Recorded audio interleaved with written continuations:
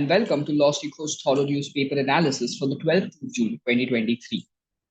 So today we have one editorial article which is titled Why Nagaland Ban on Sale of Dog Meat Was Quashed. For the second and the third segment, we will have the news update and the legal news.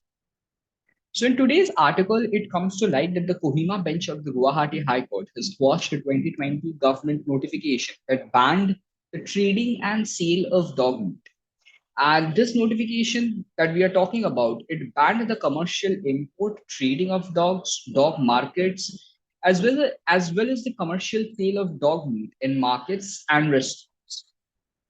So why did this notification was released by the government in the first place? So the Food Safety and Standards, Food Product Standards and Food Additives Regulation 2011 lays down the kind of animals that can be eaten as food. And the classifications did not include dogs. So, based on this, the government came forward with this notification, and this notification had been challenged since then. Because, as we know, Nagaland is a state where dog eating, at least within a couple of tribes, is a pretty accepted practice. So, they had been stating that their right to eat a dog had been, uh, unjustly stopped or banned. So they had moved the court, and with regarding to that particular case, the Guwahati High Court has come with this quashing. Now, which animals are fit for consumption? Since we are saying that dog is not to be eaten, the question arises is that then, according to these 2011 regulations, which animals can be eaten? So, Regulation 2.5.1, subregulation A, of these 2011 regulations defines animals as to be either of sheep origin or goat origin or pig, cattle, poultry, and fish. So, in this particular case, the court observed that while yes, dogs were not considered as fit for consumption in most parts of the world and definitely within the state, the same was a norm in Nagaland. Hence, the ban imposed is not something that the government should have gone forward with. Further, the definition of food, which is given by the FSSAI, was liberal enough to include dog meat. Now, the respondents have argued in this particular case that dogs have been meted out with a lot of cruelty. They were tied up and they were placed in big gunny bags and they were left like that without water or food. Now, the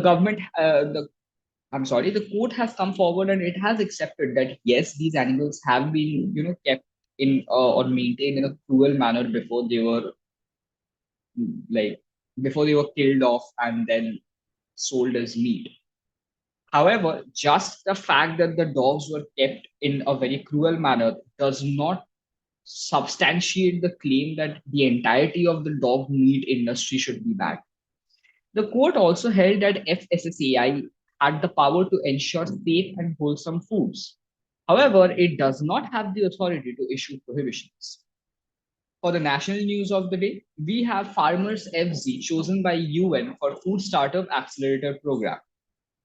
The startup located in Kerala known as the Farmers Fresh Zone or FarmerFZ has been selected for the United Nations Accelerator Programme hosted by the UN's Food and Agricultural Organization.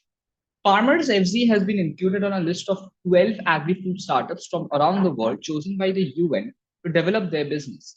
Pradeep PS, the CEO of AgriTech direct-to-consumer startup, will attend the UN event in Rome next month. Next up, we have Tata Elxsi partners with ISRO to develop crew recovery models for Gaganyaan Mission.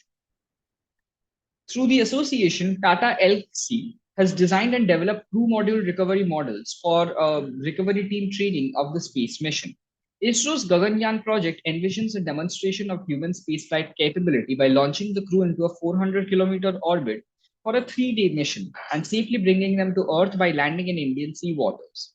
One of the key requirements of this project is the safe recovery of the crew, which must be carried out with minimum lapse of time. This is where the crew recovery models that have been developed by Tata Elxsi come to use.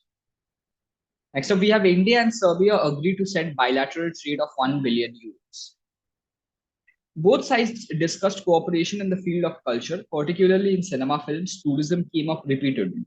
Serbia sees the potential of attracting Indian filmmakers for shooting post-production during the visit, and there is a high-profile Indian film crew shooting in this country already. Serbia has also offered very attractive concessions for filming in Serbia. For instance, about 20 to 25% cashback facility is given by the Serbian government to film units shooting in this country.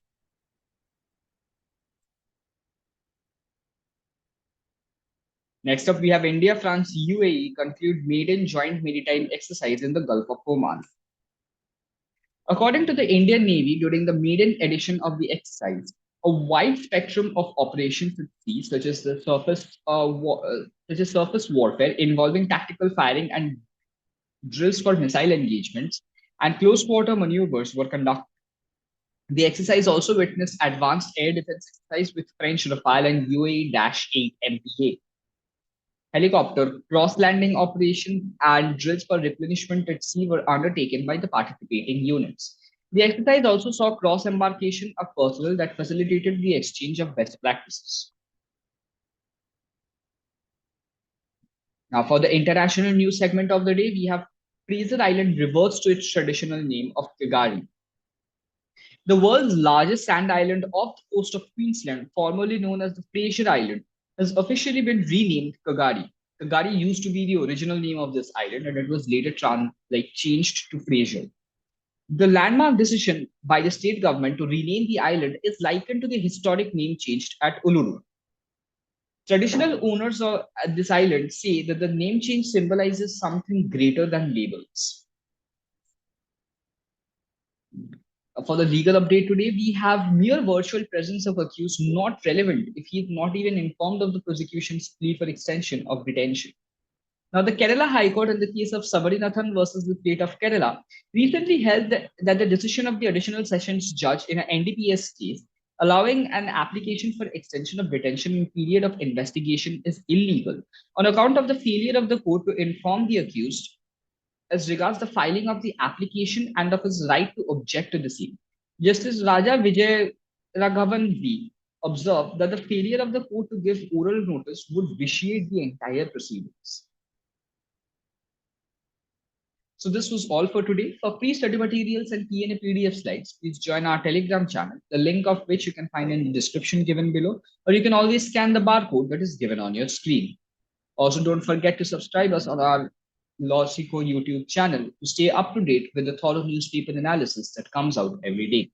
Thank you.